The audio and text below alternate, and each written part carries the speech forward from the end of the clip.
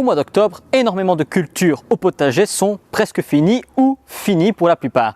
Mais c'est aussi le moment de penser à l'année prochaine et pourquoi pas récolter les graines de certains légumes pour l'année prochaine, ce qui fait gagner des économies. Comment récolter les graines de haricots? Eh bien, c'est ce que je vais vous montrer aujourd'hui.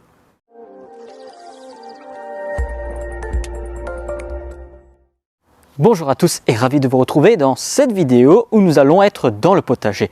Alors bien sûr, la fin de saison annonce le début des cultures d'hiver, la fin des cultures d'été, mais dans les cultures d'été, il y a certains légumes que l'on peut bénéficier des graines pour les ressemer l'année prochaine, notamment les tomates, les poivrons, mais aujourd'hui, on va récupérer des graines de haricots.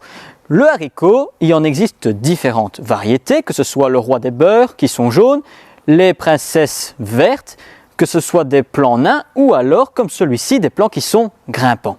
Nous sommes fin octobre et donc c'est la période où les haricots commencent tout doucement avec les températures qui sont un peu plus basses à se développer un peu moins bien, on a de moins bonnes productions, mais c'est aussi le moment de laisser certains haricots sur le plan pour les laisser maturer. Alors toujours, quand vous faites une récupération de graines, que ce soit au potager ou alors dans le jardin, vérifiez toujours que vos graines ne sont pas F1.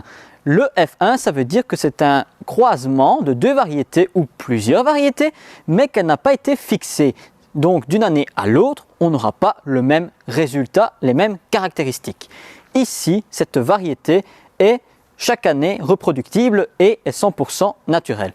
Donc, je peux m'amuser à les laisser maturer et récupérer les graines. Pour les récupérer, c'est très simple. Ici, le plant, je l'ai laissé, donc j'ai récolté une première fois, la grosse récolte, et après la deuxième partie de la production, je l'ai laissé sur le plant. J'ai laissé les gousses grossir. À l'intérieur de chaque gousse se développent les futures graines. Et pour savoir quand est-ce qu'il faut les récolter, ce n'est pas compliqué. La première chose à vérifier, c'est, ici elles sont vertes, il faut qu'elles deviennent plus claires et les plus vieilles branches comportent des haricots qui sont quasiment blanchâtres. Et on peut remarquer quand on le touche que ça commence à devenir sec et malléable.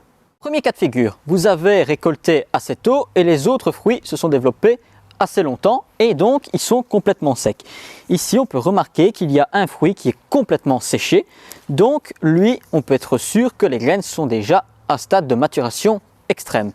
Si je l'ouvre, on va remarquer qu'à l'intérieur il y a quelques graines.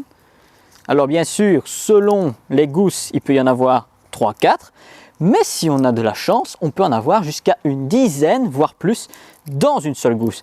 Alors bien sûr les haricots grimpants, on n'a pas besoin de beaucoup de graines pour avoir un grand plant, mais pour les haricots nains, il en faut beaucoup plus. Et quand on a récupéré les graines, voilà ce que l'on obtient. Une petite graine, quand même déjà d'un certain calibre, de couleur noire, et donc maintenant il va falloir la stocker. Ça c'était la première partie.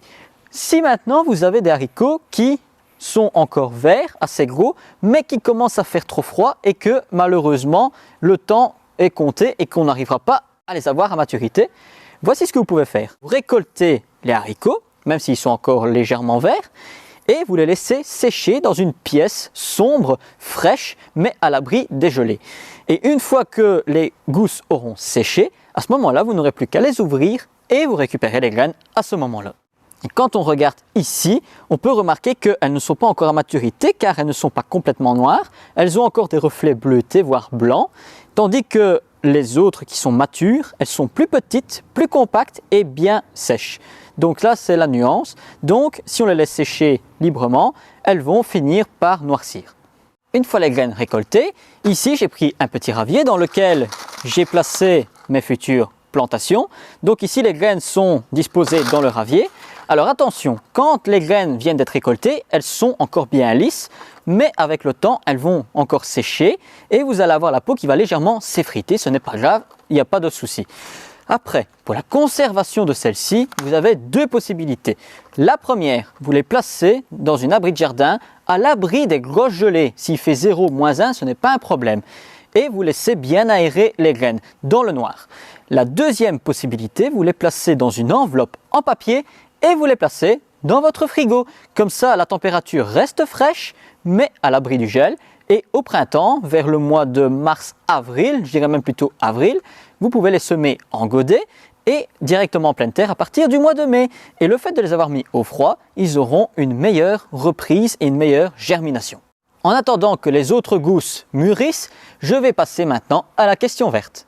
Une personne nous a expliqué qu'elle avait un basilic qui était en pot, mais ici on arrive à la période hivernale, elle souhaiterait le rentrer dans sa maison pour le préserver.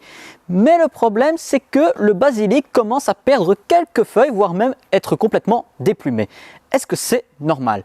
J'ai envie de dire que oui, car en fait, quand vous déplacez une plante qui est dans un environnement tel que ici nous sommes à l'approche de l'automne, les températures commencent à être plus fraîches la nuit, il fait doux la journée, et après vous la rentrez dans votre maison qui est généralement à une température constante de 20 degrés, dans une ambiance qui est plus ou moins sèche, voire légèrement humide, et donc on change complètement d'environnement la plante.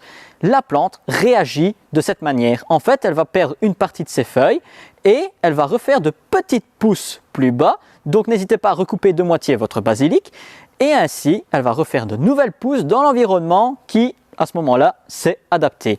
Alors voilà, j'espère que ça répond bien à la question. N'hésitez pas si vous avez des questions à nous les poser. N'hésitez pas non plus à aller nous rejoindre sur la page Facebook, YouTube et Instagram La Main Verte sur laquelle vous aurez plein de conseils, des petites vidéos de quelques minutes et aussi des conseils texte. Alors voilà, n'hésitez pas à partager, à vous abonner et n'oubliez surtout pas, le jardinage n'est pas une corvée, mais un retour aux sources.